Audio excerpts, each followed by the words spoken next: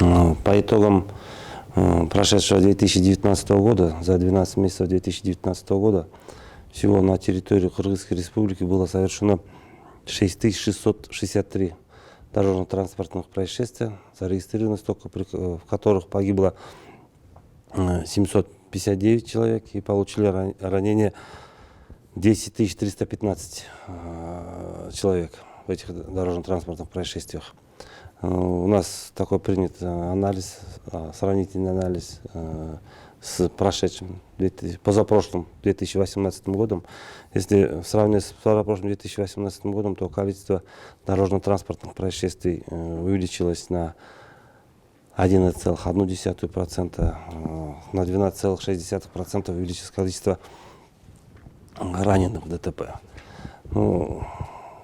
Здесь надо сразу необходимо отметить, почему у нас наблюдается вот такой рост дорожно-транспортных происшествий. Как вам известно, с 1 января 2019 года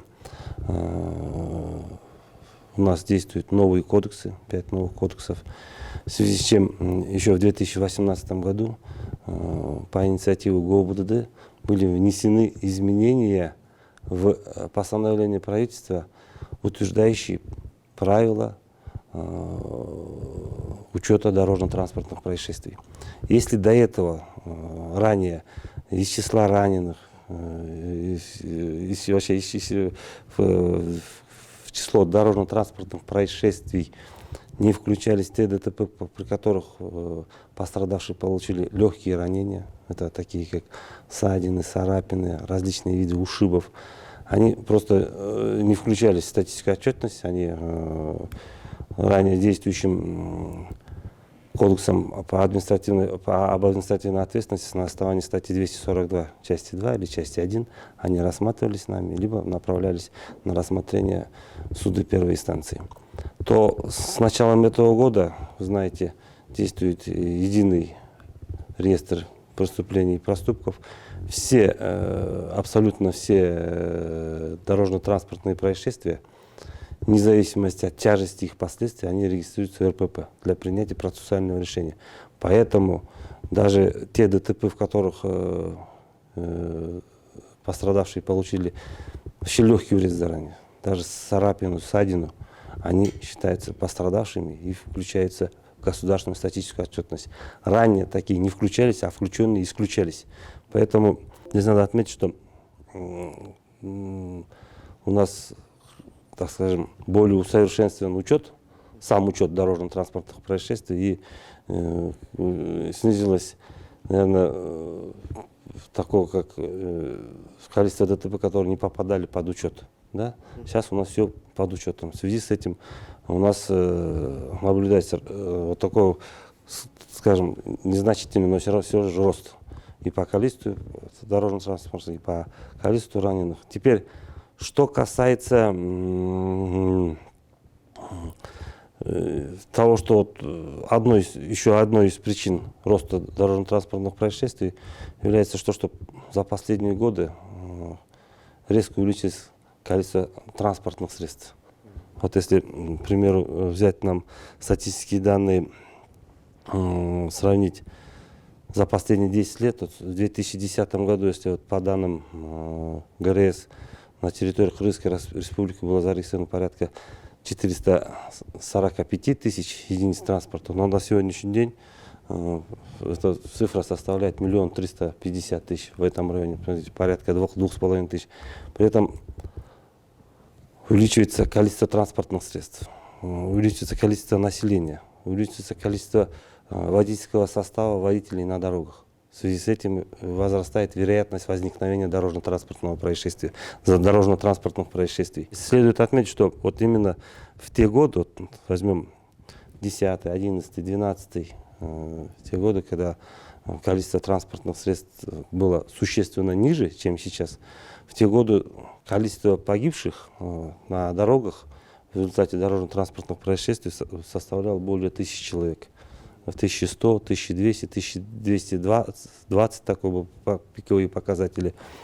Даже в 2007 год при в том, что в Кыргызстане было порядка 320 тысяч единиц транспорта, но количество погибших составляло 1252 человека. Ну, в сравнении с теми годами, сейчас у нас количество погибших, я ранее сказал, что составляет на сегодняшний день 759 человек. То есть, если взять показатель, есть такой показатель, как смертность на дорогах на 100 тысяч населения, если в те годы этот показатель был довольно-таки высоким, в районе, индекс составлял в районе 18-20 показателей. Сейчас на сегодняшний день мы посчитали, у нас порядка 11,5-11,8. Этот показатель 11,8, 11 индекс этой. Это, я думаю, немного улучшило транспортную ситуацию, но следует отметить, что аварийность все же остается высокой. Все же остается высокой. Одной из причин, знаете, вот резкое увеличение транспортных средств на дорогах. И второе, связанное, сопряженное, так скажем, сопутствующее этому, это недостаточное развитие инфраструктуры дорог. Инфраструктура, недостаточная пропускная способность улично-дорожной сети. Да не только в Бишкеке, это у нас вот во всех основных трассах это наблюдается.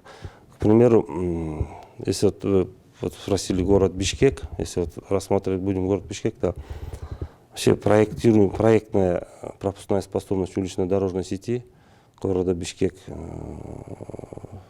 составляла порядка 40 тысяч единиц транспорта.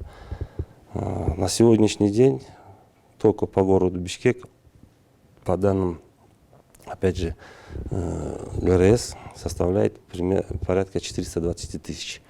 Плюс примерно 60-70 тысяч единиц транспорта, это так называемый транзитный транспорт, который въезжает и выезжает. В связи с этим, вот смотрите, получается порядка 500 тысяч единиц транспортных средств у нас только в столице, да, при пропускной способности в 40 тысяч, да, перерасчетной, да, предусмотрены. Поэтому у нас, вот, к сожалению, образуются транспортные пробки, коллапсы. Да, нашими сотрудниками применяются меры по ручному регулированию, по синхронному регулированию, по снижению вот этих заторов. Но тем не менее у нас просто того количества транспорта, она не помещается, так говоря простым языком, не помещается на наши дороги. Вот это одна из причин. И, конечно, слабое развитие, недостаточное количество технических средств регулирования дорожного движения, отсутствие знаков, там, разметки дорог. Такая же ситуация наблюдается на основных трассах. Если вот у нас основные трассы, как правило, это автодороги международного значения, относящиеся к третьей технической категории, там, где пропускная способность составляет порядка 7 тысяч единиц в сутки, а вот в такие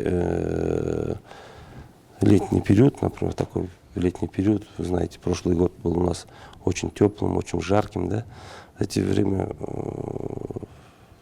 нагрузка вот на автотрассу Бишкек-Нарын-Торогат, Балыкчы, Ананева, Каракол, вот это наше Иссык-Кульское кольцо, порядка составляет при пропускной способности в 7 тысяч, 35-40 тысяч, 5-6 раз перегружены дороги.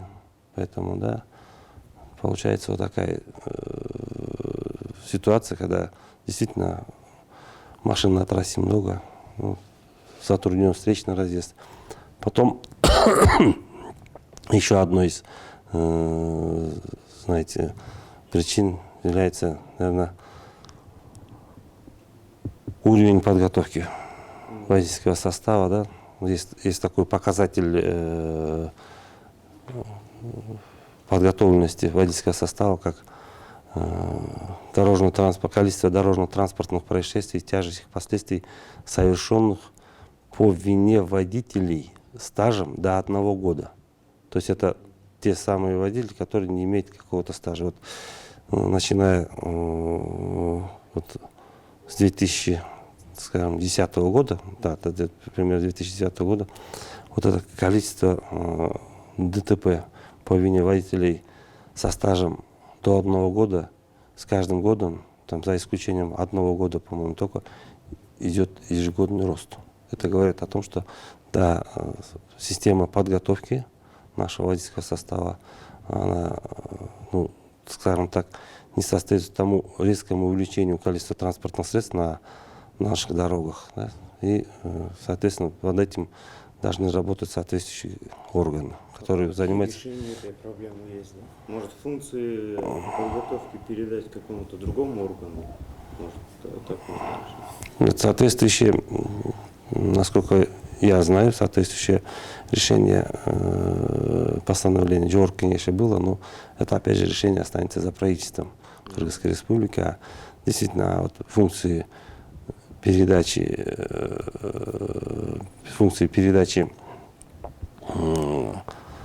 из ГРС в МВД, функции по выдаче водительских удостоверений. Это раньше называлось РЭО. Ну, с этим занимается госпредприятие УНА. Да? Да. Вот это. Ну, это решение ЖК было в том, чтобы МВД передало... в МВД передать, да. Такое В было. МВД передать. В МВД передать. В МВД передать. То есть часть решения пока не... Да. Ну, сейчас это будет решение все равно за правительством будет. А как это поменяет ситуацию? Ну, в смысле, как это повлияет, да? Что изменится? Ну, я, знаете, однозначно сказать в этом вопросе очень тяжело, но просто дело в том, что, наверное, законодатель рассуждает так, это мое мнение, что да, орган, который выдает, он тоже тот должен же отвечать за дорожно-транспортные происшествия. Да, вот это. Хотя, да, со стороны ИГР, со стороны госпредприятия УНА, сейчас, вы знаете, принят ряд мер по ужесточению выдачи водительских удостоверений. Это то же самое онлайн-система, да, все это, ну, такого, знаете, желаемого эффекта это еще пока не дало. Может, она вот в долгосрочной перспективе даст, но прям сиюминутного такого у нас мы не наблюдаем, потому что, да, действительно, анализ дорожно-транспортных происшествий, как я еще раз повторюсь, который показывает именно по вине водителей стажем до 1 года, она показывает другую картину.